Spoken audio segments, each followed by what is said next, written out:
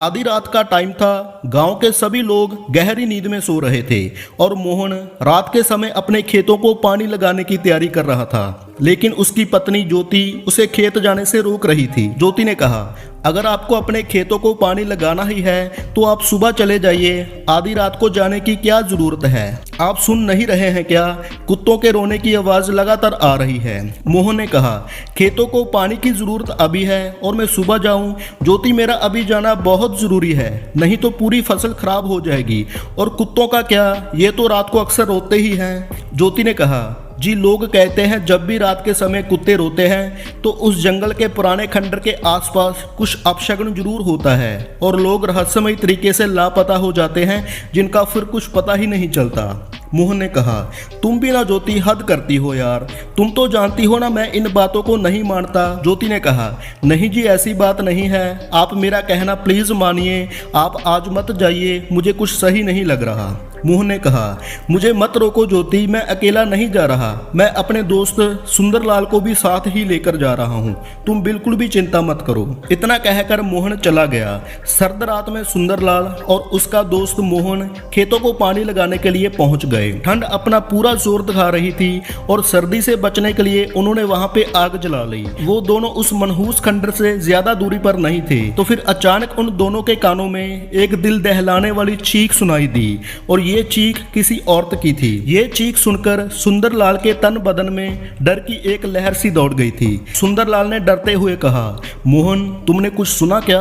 मोहन ने कहा, हाँ, मैंने भी वो चीख सुनी है जो उस खंडर की तरफ से आई है। तभी अचानक फिर से बचाओ बचाओ के साथ चिल्लाने और रोने की आवाजें फिर से सुनाई देने लगी। ये सब सुनकर दोनों चिंतित हो गए और अचानक मन में कुछ सोचकर मोहन ने हाथ में लाठी उठा ली और खंडर की ओर चल पड़ा। सुंदरलाल ने कहा, ये क्या पागलपन कर रहे हो मोहन, हमें यहाँ से चलना चाहिए, मुझे कुछ गड़बड़ लग रही है और मैं तो वैसे भी आज रात आने के लिए मना कर रहा था, सिर्फ तेरी वजह से आया हूँ यहाँ। मोहन ने कहा, चल हट डरपोक कहीं का, जरा सोच कर देख, अगर कोई वहाँ सच में खतरे में हो तो क्या हम उनकी मदद नहीं करेंगे?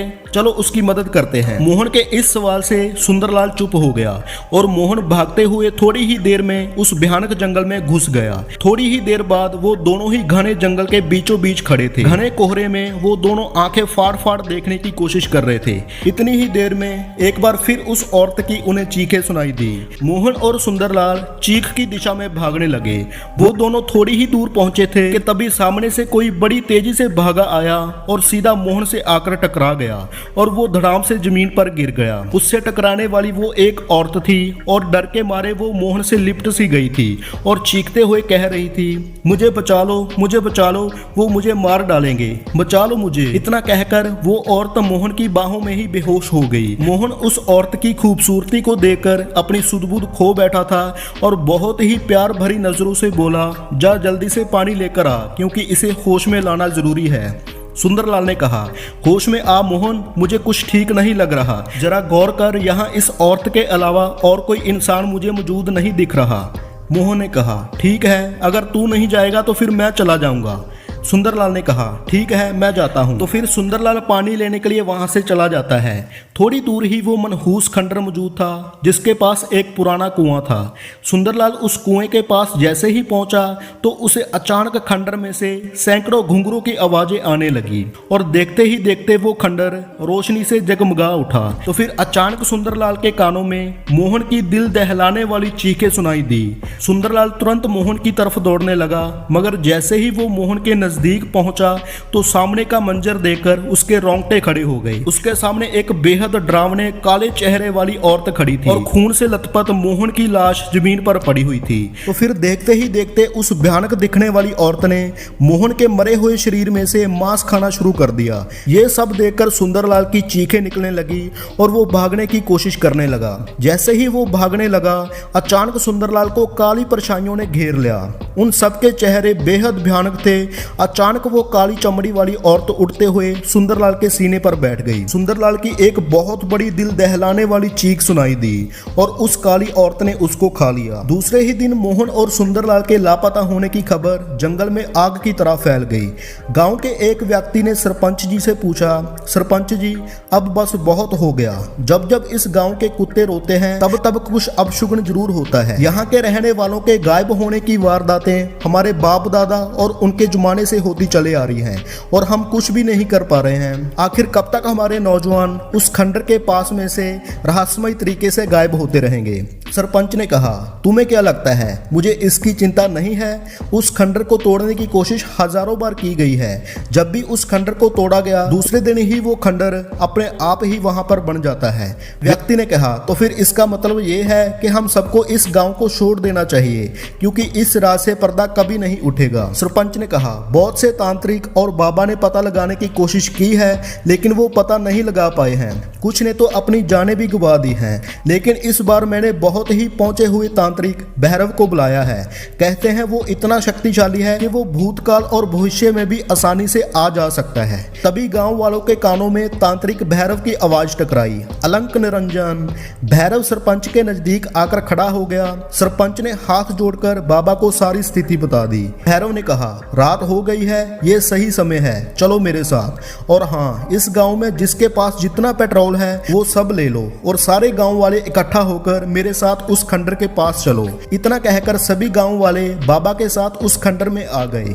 तांत्रिक भैरव ने अपनी आंखें बंद कर ली। भैरव के आंखें बंद करते ही वहां पर बहुत तेज हवा चलने लगी। कुछ देर बाद अचानक भैरव ने अपनी आंखें खोलकर कहा, अलंक निरंजन। सरपंच ने कहा, क्या बाबा जी आपने कुछ देखा क्या? भैरव ने कहा, हाँ सरपंच, देखा मैंने, भूतकाल में सब कुछ देख लिया। तांत्रिक भैरव ऊंची आवाज में बोला, कालो, उसका नाम कालो है, कई वर्षों से यहाँ के नौजवानों को मारकर उनके शरीर में से मांस के साथ साथ उनकी हड्डियां तक खा जाती है। तांत्रिक की ये बातें सुनकर सभी गांव वालों की आंखों में दहशत झलकने लगी। भैरव ने बताया, ये अंग्रेजों के जमाने की बात है जब ये गांव क्रांतिकारियों से मशहूर था। उस जमाने में एक औरत यहाँ खंडर में रहती थी जिसका नाम कालो था।